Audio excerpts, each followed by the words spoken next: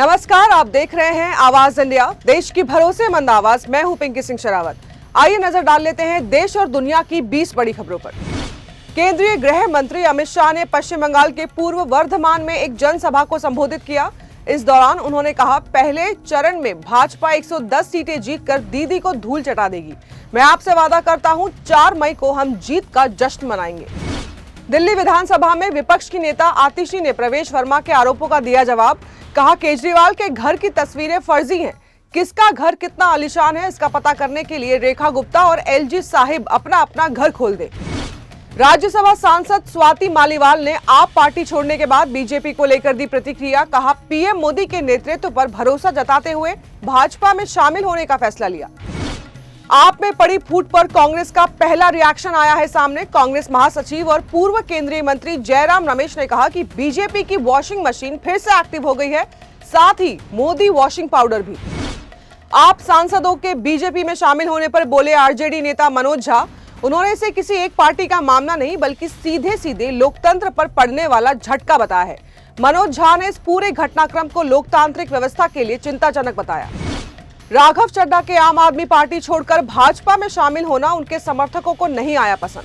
24 घंटे के भीतर उनके इंस्टाग्राम फॉलोअर्स में 10 लाख से ज्यादा की गिरावट दर्ज की गई। मणिपुर में शांति और पुनर्वास की मांग को लेकर COCOMI के नेतृत्व में हजारों लोगों ने मुख्यमंत्री आवास का घेराव करने की कोशिश की। इस दौरान पुलिस और जनता के बीच झड़प हुई। अधिकारियों के मुताबिक प्रवर्तन निदेशालय यानी कि ईडी का कोलकाता जोनल कार्यालय PDS घोटाले के एक मामले में निरंजन चंद्र साहा और अन्य से जुड़े कोलकाता, बर्दवान और हावड़ा स्थित आपूर्तिकर्ताओं और निर्यातकों से संबंधित 9 ठिकानों पर मनी लॉन्ड्रिंग रोकथाम अधिनियम 2002 PMLA के तहत तलाशी अभियान चलाया जा रहा है।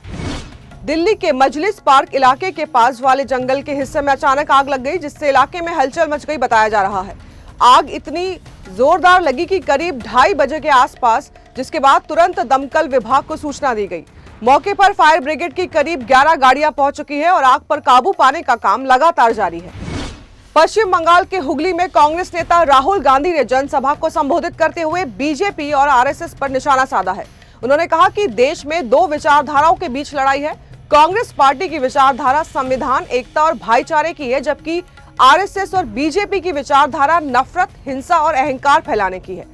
राहुल गांधी ने कहा कि बीजेपी और RSS के लोग देश में जहां भी जाते हैं नफरत फैलाते हैं, एक धर्म को दूसरे धर्म से लड़ाते हैं और लोगों को डराने का काम करते हैं। नासिक में ढोंगी बाबा अशोक खरात के खिलाफ एक और मामला दर्ज हुआ है, जिसमें उस पर माता पिता की मृत्यु टालने का झांसा देकर अपनी ही करीबी और चार्टर्ड अकाउंटेंट से करोड़ों रुपए की ठगी का आरोप है। ठाणे में मनसे के केंद्रीय कार्यालय के पास गैर मराठी ऑटो और टैक्सी चालकों को चेतावनी देने वाले बैनर लगाए गए हैं। बैनर में लिखा है कि तुम लोगों को मराठी नहीं आती, इसीलिए बंद का आह्वान कर आम जनता को परेशान करोगे तो याद रखना, ये सामना मनसे से है, इसे किसी भी हालत में बर्दाश्त नहीं किया जाएगा। उत्तर प्रदेश के बहराइच जिले में महिला आरक्षण से जुड़े मुद्दे पर आयोजित भारतीय जनता पार्टी के प्रदर्शन के दौरान शनिवार को बड़ा हादसा हो गया। जिला मुख्यालय स्थित DM चौराहे पर विपक्ष के खिलाफ पुतला दहन के दौरान अचानक आग भड़कने से सदर विधायक एवं पूर्व मंत्री अनुपमा जायसवाल झुलस गई। हादसे के बाद मौके पर अफरा तफरी मच गई और उन्हें तत्काल उपचार के लिए मेडिकल कॉलेज ले जाया गया। गाजियाबाद में हीट वेव के मद्देनजर प्रशासन ने स्कूलों के समय में बदलाव किया है। बेसिक शिक्षा अधिकारी OP यादव ने आदेश जारी किया है कि यूपी बोर्ड, CBSE बोर्ड और ICSC बोर्ड के स्कूलों में नर्सरी से 8वीं तक के स्कूल सुबह 7:07 पर दोपहर 12 बजे तक ही खुलेंगे। तेलंगाना में पुलिस को माओवाद के खिलाफ बड़ी कामयाबी मिली है। तेलंगाना के DGP B शिवधर रेड्डी ने बताया है कि 47 माओवादी कैडरों ने सरेंडर कर दिया है।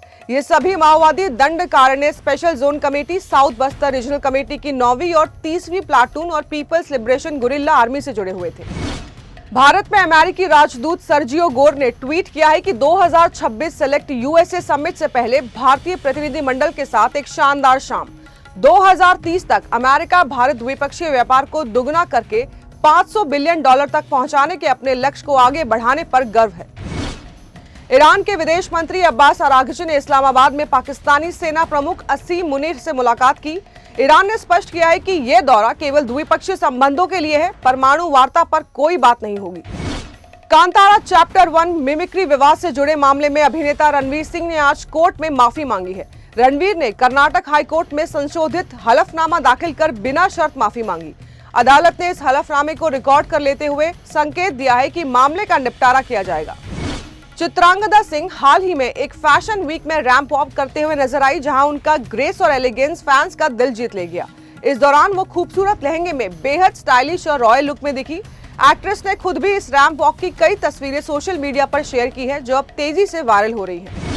केएल राहुल ने पंजाब किंग्स के खिलाफ नाबाद 152 रन बनाकर रिकॉर्ड की झड़ी लगा दी। राहुल ने दमदार बल्लेबाजी की और नाबाद रहकर पवेलियन लौटे। राहुल आईपीएल में सर्वोच्च व्यक्तिगत स्कोर बनाने वाले भारतीय बल्लेबाज बन गए हैं। तो देश और दुनिया की बड़ी खबरों में फिलहाल के लिए इतना ही। जुड़े रहिए आवाज इंडिया के साथ, जल्द होगी मुलाकात। तब तक के लिए नमस्कार।